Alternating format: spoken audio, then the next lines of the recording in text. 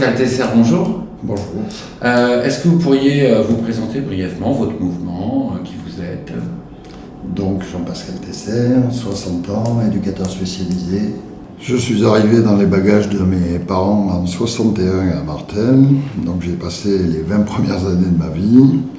Je suis parti après pour des raisons professionnelles. Pour survoler ma carrière professionnelle, j'ai été conseiller agricole et agriculteur assez longtemps. Et puis j'ai commencé à accueillir des jeunes en déprise et des stagiaires étrangers, donc je suis devenu travailleur social un peu par hasard, en passant des diplômes par la suite, d'éducateur spécialisé, et puis un diplôme en faculté, concernant plus spécialement les personnes âgées en situation de dépendance. Donc aujourd'hui, je suis revenu à Martel depuis 2008, où j'exerce mon activité d'accueil de jeunes en difficulté, confiés par l'aide sociale, dans une petite structure qui comprend 4 personnes que nous avons créées avec mon épouse. Voilà, pour la présentation générale. Bon, je souhaite présenter donc l'équipe qui constitue avec Martel, puisque j'ai insisté beaucoup et je continue à insister sur la notion d'équipe qui pour nous est primordiale.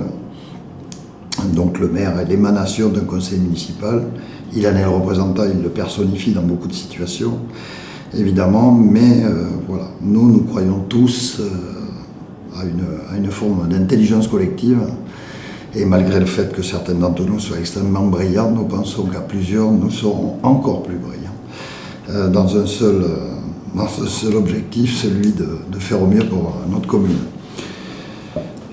Voilà ce que je peux dire sur notre équipe. Bon, elle est constituée de gens d'horizons divers, martelés. Certains y sont revenus à la retraite, d'autres y ont encore leur activité. Tous ont en commun d'être impliqués dans le milieu associatif. 9 sont déjà élus au conseil municipal avec José Santa-Martin. 10 personnes sont nouvelles. Et donc voilà, c'est une pluralité de gens avec d'horizons très divers. Bon, la motivation est la même, se mettre au service du village et des habitants de ce village. C'est ce qui nous a conduit dans la conception de cette liste. Nous sommes un peu cooptés tous sur des idéaux similaires. Jean-Pascal Tesser, que pensez-vous aujourd'hui du tissu économique de Martel? Donc Martel a un tissu économique très tonique. Bon, on regarde les stats de l'INSEE du dernier recensement qu'on a, il y a plus de 900 emplois sur Martel, entre salariés et non salariés. Il y a un indicateur de concentration d'emplois, c'est un terme un peu barbare, mais qui est très favorable à Martel, puisque pour 100 actifs dans la commune, il y a 153 offres d'emploi. Donc ça veut dire qu'il y a des gens qui viennent travailler à Martel, que Martel n'a absolument pas un caractère de belle endormie, et que bon, il reste des choses à faire dans ce domaine. Bon, les gros employeurs, vous les connaissez potentiellement, c'est la Solève, à peu près 200 emplois, l'EHPAD est un très gros employeur. Mais après, il y a une multitude de petits employeurs artisanaux dans les services. Donc c'est un emploi relativement disséminé, mais qui a bien résisté à la déprise que certains villages ont connue. Bon, après, moi j'insiste sur la construction et le bâtiment, qui est un secteur extrêmement tonique, qui n'a pas trop souffert de la déprise qu'ont connu d'autres secteurs relativement proches. Donc le secteur économique aujourd'hui, même s'il est basé beaucoup sur le tourisme, reste, et si les villages s'endorment un peu l'hiver, reste quand même d'une tonicité importante. Le mandat sortant a mis l'accent sur la diminution de la dette. Est-ce que vous irez dans le même sens? Et si oui, comment est-ce que vous allez aménager ça avec une politique d'avenir, tant au niveau politique qu'au niveau économique? Donc on a mis l'accent effectivement sur la réduction de la dette. Bon, j'ai dit en d'autres endroits qu'on avait volontairement peu communiqué, mais les Martelais sont au courant globalement de la dette abyssale que nous avons trouvée en 2014, bon, qui a été réduite par un travail constant là, de réduction des coûts, de diminution complète de la politique d'investissement. Donc ce travail est impérativement à continuer. Les gens qui disent autre chose font sûrement une erreur. Bon, ensuite, quand on investit dans une commune, on n'est pas tout seul. On a des partenaires, Coval d'Or, le conseil départemental, le conseil régional, l'État, qui est dans son rôle d'aider les collectivités sur des projets précis. Donc cette partie-là reste possible dans le cadre d'une saine gestion. Cependant, les premières années de mandat qui nous attendent devront être exemplaires en matière de gestion et de continuation des réductions des coûts. C'est une nécessité impérieuse. Nous avons évité la tutelle en 2014 par une gestion draconienne et une grosse réduction des frais de fonctionnement. Donc là, il faudra impérativement continuer sur ce chemin pendant quelques années, jusqu'à ce que la réduction de la dette soit. Mais il est possible de monter des projets avec des partenariats et de trouver de beaux cofinancements. La République prévoit qu'on peut cofinancer beaucoup de choses dans une commune, quel que soit le maire d'ailleurs, je le précise, qui fasse la demande. Les taux de subvention sont les mêmes pour tous les individus, si tant est que la commune ait les moyens d'autofinancer. Le premier échelon reste le financement de la commune. Quels sont pour vous les enjeux sociétaux pour Martel et comment comptez-vous les aborder ? Enfin, nous ne repérons pas d'enjeux sociétaux majeurs au sens des grandes conurbations ou des grandes villes. Pour nous, l'enjeu sociétal majeur ici, c'est éviter une rupture numérique. J'allais dire, aujourd'hui, la fibre va arriver dans notre village. Donc il peut se développer des pratiques nouvelles, des achats extérieurs, des modes de travail diversifiés. Donc là, il faudra être vigilant à accompagner des populations un peu en déprise ou des populations plus âgées pour qu'elles puissent se saisir de l'outil numérique, par exemple. Mais pour nous, voilà, il n'y a pas d'enjeu sociétal majeur sur une commune comme Martel. Comment comptez-vous saisir les problématiques des Martelaises et Martelais sur les thèmes justement sociétaux, économiques, et environnementaux, etc. Nous défendons dans notre projet le non-cumul des mandats, qui a un but et un seul, c'est de rester à proximité des Martelais. Donc la première des communications, c'est la présence. Ensuite, j'ai entendu parler de cahier de doléances. Bon, ça existe déjà. La présence est irremplaçable. Ensuite, nous souhaitons continuer à fonctionner en commission municipale ouverte, comme ça a été le cas pendant le mandat que nous venons de passer. Bon, il s'avère qu'on a quelques modifications à apporter à ce type de fonctionnement, dans la mesure où on souhaiterait que le conseil municipal intervienne plus fréquemment par le biais de lettres de cadrage, par exemple, ou de choses qui restent à réfléchir et à inventer. Mais nous souhaiterions avoir des allers-retours avec la population plus fréquents par le biais de commissions ouvertes où tous les citoyens pourront s'investir. Et ensuite, nous rendrons compte annuellement de la gestion communale devant les Martelais au cours d'une réunion publique. Et ensuite, notre proposition qui concerne plus le fonctionnement du conseil municipal, c'est tous les 3 mois, nous ferons un bilan d'étape et de réalisation comme ça peut se faire dans des entreprises au niveau monétaire. Tout ce qui est financier sera mis sur la table une fois tous les 3 mois en faisant un état des lieux précis. Comme dans beaucoup de communes de France, la population ne va pas en rajeunissant. Comment est-ce que vous pensez inverser cette tendance-là ici à Martel ? La plus grosse des capacités d'attraction de ce village reste les structures de prise en charge des enfants, de la crèche à la LSH, à l'école primaire, au collège. Donc aujourd'hui, ça reste un facteur d'attrait pour de jeunes couples. Il y en a quelques-uns qui s'installent. Bon, ensuite, la difficulté que nous avons identifiée pour les jeunes couples, c'est quand même le prix du foncier martelais. Même si tous les services sont accessibles, sans deuxième voiture par exemple, ça reste quand même plus cher que les communes voisines. Donc on a un effort à faire dans le cadre du PLUIH qui sortira avec la nouvelle équipe municipale, plan local d'urbanisme. et qui devrait mettre à disposition un peu plus de terrain constructible que ça n'était le cas auparavant, et peut-être dans des conditions économiques un tout petit peu plus attrayantes.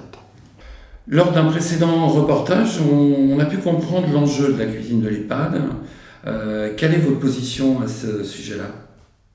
Bon, donc vous savez que comme participant à l'équipe municipale précédente, je remplace José Santamarta, démissionnaire, au conseil d'administration de l'EHPAD. Donc je suis très respectueux des décisions que prend ce conseil d'administration. Je sais que nous travaillons avec une autorité de tutelle qui doit avaliser le projet, qui est le conseil départemental. Donc si nous sommes élus, dès que nous serons élus, nous reprendrons ce projet dans son intégralité pour aller le soumettre à l'autorité compétente. Bon, et pour moi, il n'est pas question de parler de légumerie comme alibi écologique ou d'inventer un tas de choses autour de ce projet. Ce projet existe, il est fédérateur, il a recueilli l'assentiment du conseil d'administration, des résidents, de l'association des familles de résidents, de la municipalité pour ce qu'elle avait à en dire, c'est-à-dire pas grand-chose, si ce n'est une participation dans un autre cadre à la prise de repas. Bon, c'est un outil intergénérationnel. Nous voulons absolument garder une cuisine martelaise. Si elle était évaluée et faite dans un autre contexte plus large avec le collège, où nous on est fermé à aucune des possibilités qui pourraient être évoquées. On sera vigilant au maintien du cadre d'emploi de tous. Et on sera vigilant à une cuisine de qualité, et il ne me semble pas que ça pose de problème à qui que ce soit aujourd'hui. Moi, je m'en réjouis. Donc voilà, il n'est pas question de faire de cette cuisine un enjeu particulier. Ça sera la première chose sur laquelle nous interviendrons si nous sommes élus. Alors, quels sont pour vous les enjeux écologiques et environnementaux à Martel, et surtout quels moyens vous allez utiliser pour pouvoir y répondre? Les enjeux écologiques et environnementaux. D'abord, je me félicite que beaucoup de gens les découvrent aujourd'hui. Je trouve ça assez surprenant. C'est une parenthèse. Moi, j'ai été agriculteur il y a 40 ans et j'étais installé en biologie il y a 40 ans.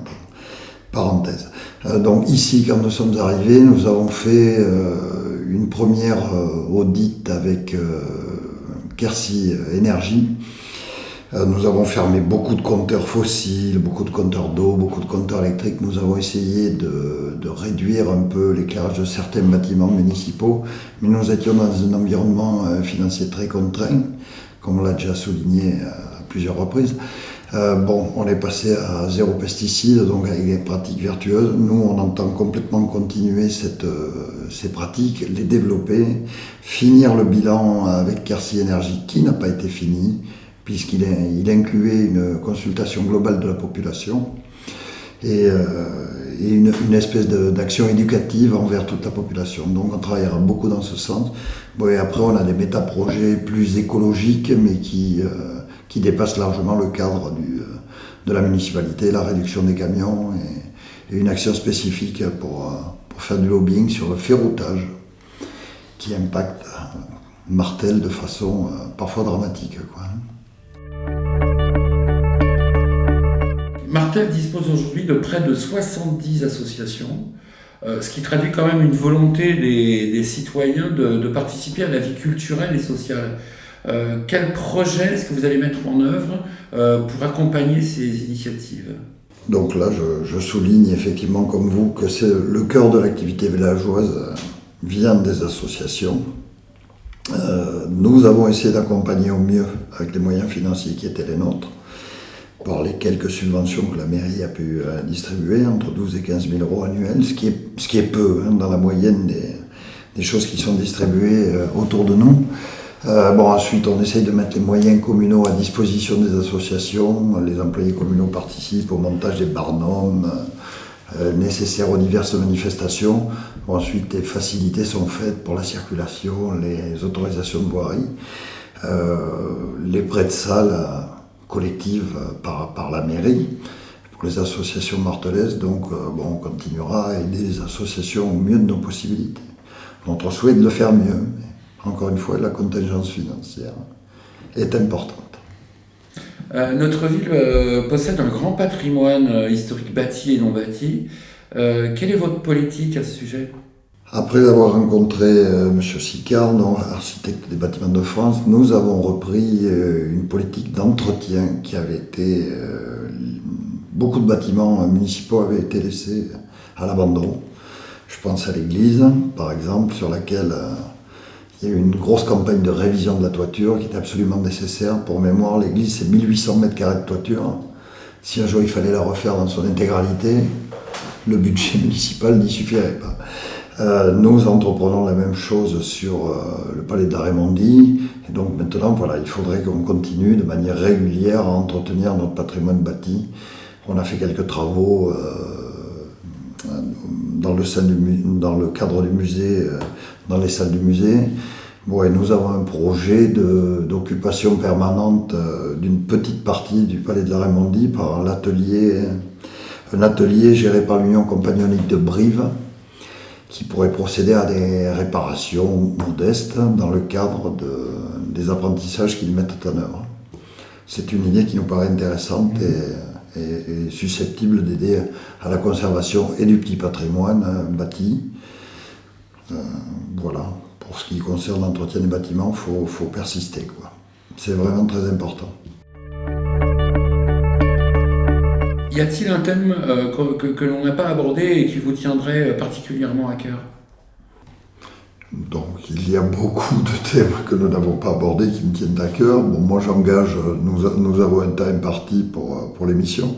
Moi j'engage tous les gens qui le souhaiteraient à venir nous rencontrer dans le cadre des permanences, dans la rue, quand nous les aborderons chez eux lors de nos visites, lors de notre réunion publique. Donc permanence mercredi et samedi 10 à 12 et vendredi 17 à 19. La porte est ouverte, rentrez sans peur. Quelle est à votre avis la principale différence qui vous caractérise par rapport à vos deux adversaires? Alors je me garderai de toute comparaison physique, qui ne serait pas à mon avantage d'ailleurs.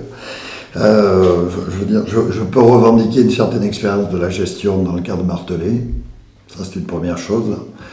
Je revendique tout spécialement la dynamique d'une équipe et je l'ai dit en préambule de la création d'intelligence collective. C'est quand même notre gros marqueur. Donc voilà, je n'aurais pas raison tout seul et si je me mettais à avoir raison tout seul, je pense que j'aurais beaucoup de mes collègues qui seraient capables de me le rappeler de manière assez véhémente. Ça, c'est notre marqueur principal dans cette campagne municipale. Jean-Pascal Tesser, en tout cas, merci d'avoir répondu aux questions de Martel en Tête TV. Et puis, on vous souhaite bon vent. Je vous en prie, c'était un plaisir de pouvoir exprimer le point de vue d'avec Martel. Merci beaucoup.